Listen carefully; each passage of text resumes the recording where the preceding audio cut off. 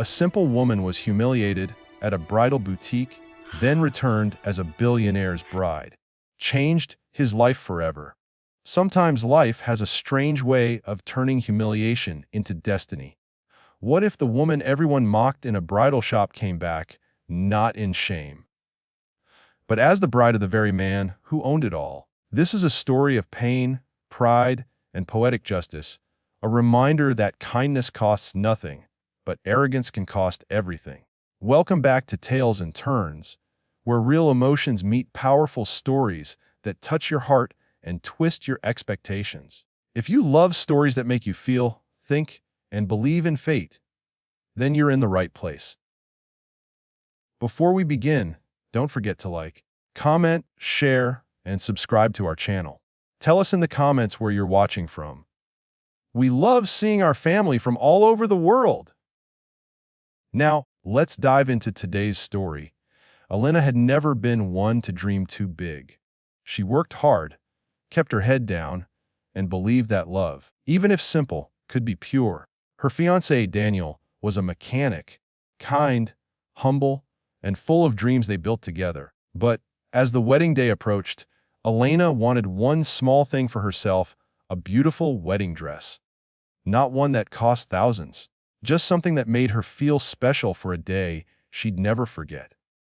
With savings tucked tightly in her purse, Elena walked into La Belle Marie, the most famous bridal boutique in town. A place she never imagined stepping foot inside. The moment she entered, the soft music, the smell of perfume, and the glittering gowns took her breath away. But so did the icy stares. The sales assistants, dressed to perfection, looked her up and down like she didn't belong. "Can I help you?" one of them asked with a smirk, already assuming she couldn't afford anything there. When Elena shyly mentioned her budget, they exchanged glances and giggled. "I think you might want to try the clearance section across the street," one said, her tone dripping with mockery. Humiliated but trying to keep her composure, Elena whispered that she'd like to at least look around. That only made them worse. As she ran her fingers over a delicate lace gown, one assistant laughed aloud. "Careful," she said mockingly. "You might tear it. That one's worth more than your entire wardrobe." Their laughter echoed through the store, and the few other customers stared at her with pity.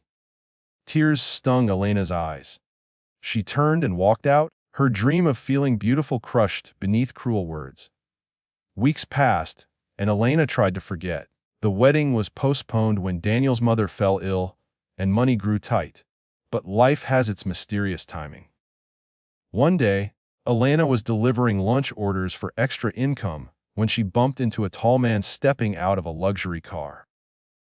She apologized quickly, not realizing the man she met that day was none other than Alexander Knight, the billionaire CEO whose company owned La Belle Marie. Alexander was polite, even kind, noticing the wariness in her eyes.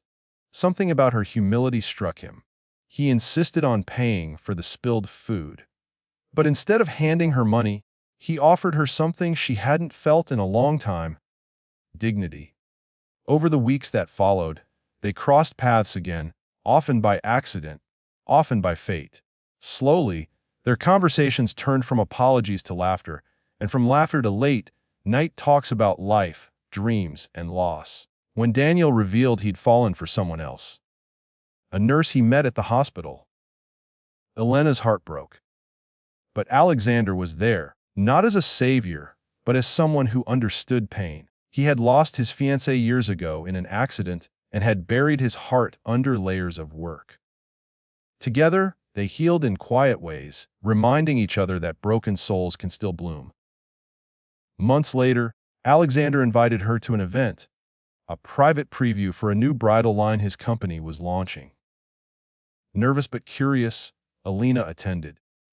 The boutique sparkled even brighter than before, and the same sales assistants were there, unchanged in their arrogance.